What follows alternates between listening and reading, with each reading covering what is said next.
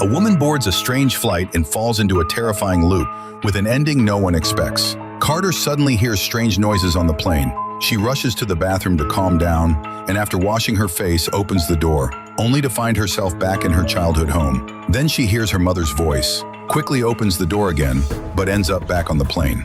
On her way back to her seat, she keeps feeling like something is behind her, but every time she turns around, there's nothing there. Just then, the plane hits turbulence and a passenger faints from fright. Carter hurries over to check, but the passenger suddenly opens their eyes, grabs her by the throat, and starts muttering strange curses. She pushes the passenger away, then sees a dark shadow flash behind a seat. Carter remembers being 7 years old on a flight when an old woman in the back row cursed them. The plane crashed and she was the only survivor. Now everything feels almost exactly the same, and she suspects the old woman has been haunting her ever since. But none of the other passengers believe what she's saying.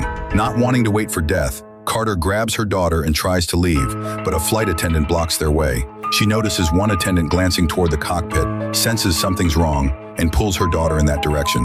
But when she pushes the door open, it leads to another cabin.